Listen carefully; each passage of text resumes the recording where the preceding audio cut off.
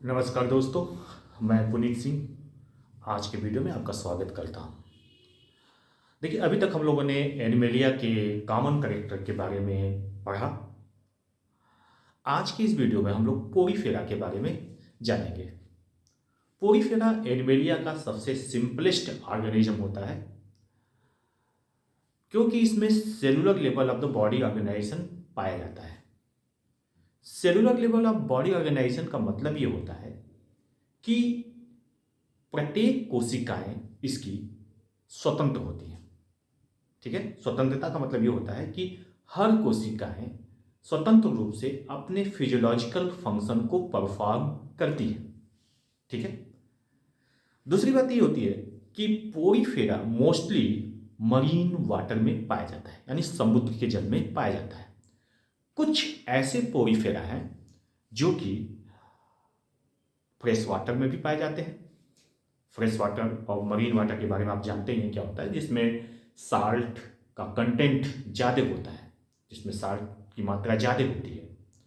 ठीक है, वो मरीन वाटर होता है।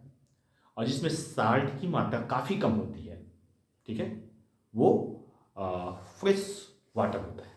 ठीक है, तो फ्रेश वाटर अगर स्पॉन्ज की बात की जाए तो वो स्पॉन्जिला होता है। ठीक है, जो कि स्पॉन्जिला हम घरों में भी यूज़ करते हैं।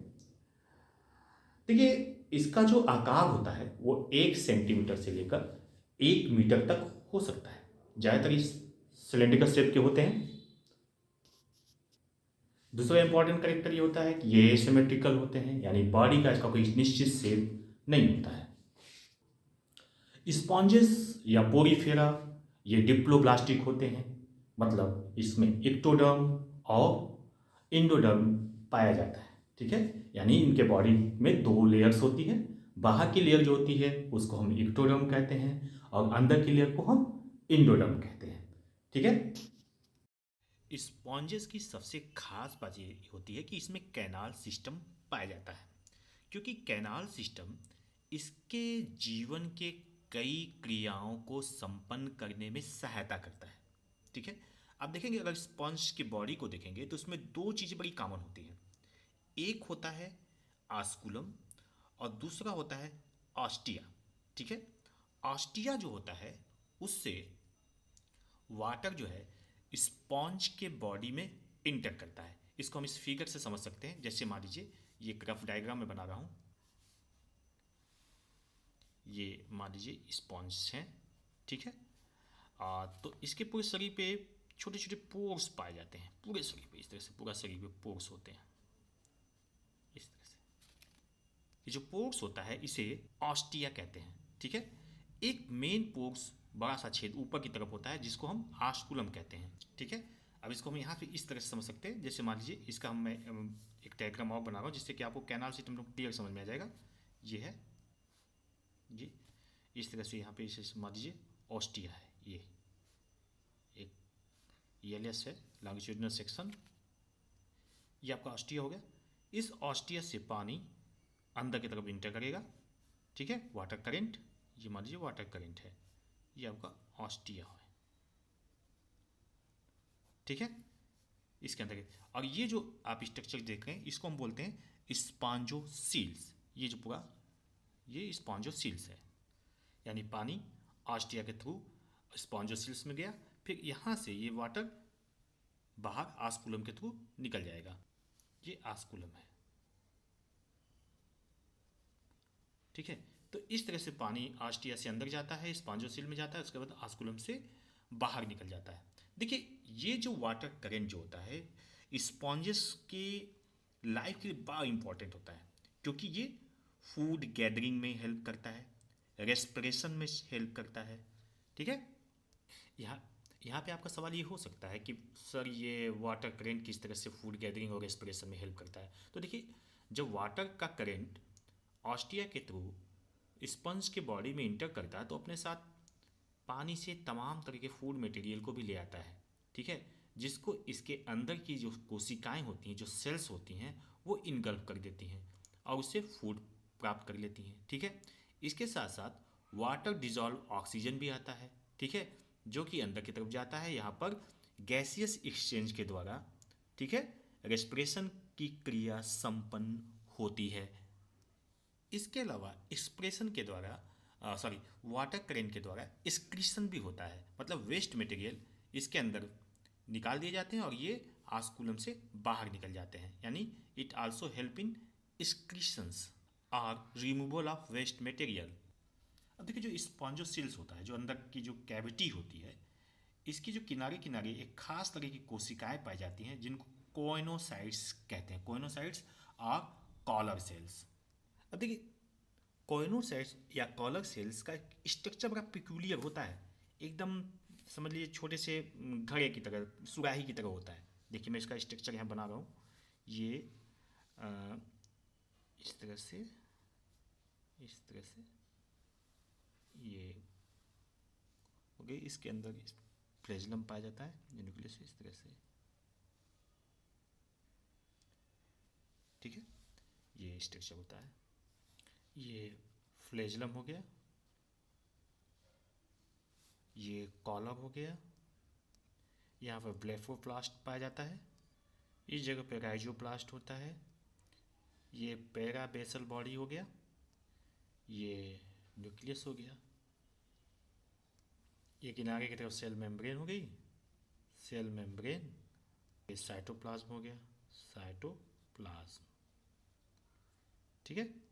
अब देखिए, जो इस कोइनोसाइट्स का जो फ्लैजेलम होता है, इसके बीटिंग से, मतलब इसके मूवमेंट से वाटर करेंट मेंटेन करता है, मतलब पानी इस तरह से, जब ये, क्योंकि मीजोग्लिया में पाई जाती है, सॉरी स्पॉन्जोसेल्स में पाई जाती है यहाँ पे, ठीक है। स्पॉन्जोसेल्स में इसकी लाइनिंग पूरा इस तरह से छोटी छोटी कोइनोसाइट्स यहाँ पे लगी रहती हैं।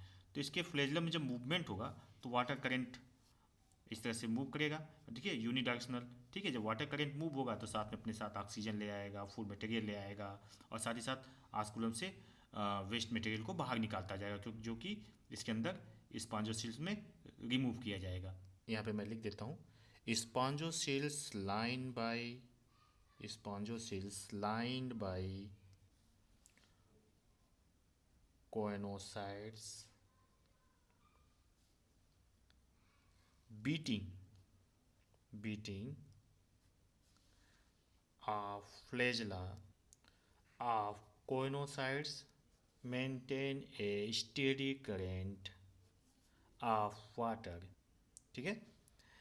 अब देखिए, जो कैनाल सिस्टम होता है स्पॉन्ज में, ये मुख्य रूप से दो तीन तरह का होता है, तो इसके बारे में भी हम आपको थोड़ा सा यहाँ पे आउटलाइन बता दे रहे हैं। पहला टाइप होता है एस्कोनॉइड, इसका एग्जाम्पल है ल्यूकोसिलेनिया। दूसरा जो है उसका नाम है साइकोनॉइड, जिसका एग्जाम्पल है साइकॉन। तीसरा पोनॉइड है, जिसका एग्जाम्पल स्पॉन्जिला है। जी हाँ, वही स्पॉन्जिला जो फ्रेश वाटर स्पॉन्ज होता है। देखिए, एक चौथा टाइप का भी कैनाल सिस्टम होता है जिसको रोगान टाइप कैनाल सिस्टम कहते हैं, जो कि केवल लार्वल स्टेज में पाया जाता है, ठीक है। देखिए, इसमें जो डाइजेशन होता है वो इंट्रासेलुलर होता है। इंट्रासेलुलर डाइजेशन का मतलब ये होता है कि डाइजेशन सेल के अंदर होता है। देखिए, हायर एनिमल में जो डाइजेशन होता है वो इंटरसेलुलर होता है। इंटरसेलुलर मतलब कोशिकाओं के बीच में, जैसे हम लोग के अंदर जो होता है ना, ये इंटरसेलुलर डाइजेशन होता है, जबकि स्पॉन्जेस में ये इंट्रासेलुलर यानी कोशिकाओं के अंदर डाइजेशन होता है। देखिए, दूसरे एनिमल की तरह इसमें भी स्केलेटन सिस्टम पाया जाता है, ठीक है। ये कैलकेरियस होता है या सिलिकॉस भी होता है, इसको हम स्पिक्यूल्स कहते हैं। इसके अलावा इसमें इरेगुलर प्रोटीनेशियस फाइबर भी पाया जाता है, जिसको स्पॉन्जीन कहा जाता है। देखिए, एक चीज़ मैं यहाँ पे ऐड कर दूँ कि जो इसमें मैंने भी बताया कि इसमें जो डाइजेशन होता है वो इंट्रासेलुलर होता है, ठीक है। इसमें एक अमीबॉइड सेल्स पाई जाती है मेजेनकाइमा में इसके, जो कि फूड कैप्चरिंग में हेल्प करती है। खास तरह की सेल्स होती है, अमीबॉइड सेल्स होती है। अभी मैं लास्ट में आपको कितनी तरह की इसमें कोशिकाएं पाई जाती हैं इसके बारे में भी डिस्कस कर देता हूँ। इसके पहले रिप्रोडक्शन के बारे में जान लेते हैं। एसेक्सुअल और सेक्सुअल दोनों तरह का होता है। एसेक्सुअल बडिंग के द्वारा या जर्म सेल के द्वारा, जिसको जेम्यूल्स कहते हैं। जेम्यूल्स स्पेशल सेल्स मास होती है, इसके अलावा इंटरनल बड के द्वारा भी होता है। इसके अलावा एसेक्सुअल रिप्रोडक्शन फ्रेगमेंटेशन के द्वारा भी होता है, यानी कि ये जो इसकी बॉडी होती है डिफरेंट पार्ट्स में टूट कर एक नए ऑर्गेनिज्म को बना सकती है, यानी बाय फ्रेगमेंटेशन। देखिए जो स्पॉन्ज होता है ये हर्माफ्रोडाइट होते हैं। हर्माफ्रोडाइट का मतलब male and female sex organ same plant body same organism पे पाए जाते हैं, मतलब सेम इंडिविजुअल्स पे पाए जाते हैं, यानी सेम इंडिविजुअल्स एग और स्पर्म दोनों प्रोड्यूस करने में सक्षम होता है। इसमें फर्टिलाइजेशन इंटरनल होता है, यानी स्पंज के शरीर के अंदर ही फर्टिलाइजेशन हो जाता है। इसके अलावा इसका डेवलपमेंट इनडायरेक्ट होता है, यानी इसमें लार्वल स्टेज पाया जाता है। देखिए इसका जो लार्वल स्टेज होता है, इसका जो लार्वा होता है ये जो मैच्योर इंडिविजुअल होता है उससे बिल्कुल अलग होता है। ये स्विम करता रहता है पानी में, ठीक है, और स्विम करने के कुछ समय के बाद ये डेवलप करके मैच्योर इंडिविजुअल बनाता है। देखिए जैसा कि अभी मैंने बताया कि इनडायरेक्ट यानी कि लार्वा इसका जो होता है पहले फ्री स्विमिंग सॉरी जो इसका जाइगोट होता है पहले फ्री स्विमिंग लार्वा में बदलता है, जिसको एम्फीब्लास्टुला या पैरेन्काइमुला कहते हैं।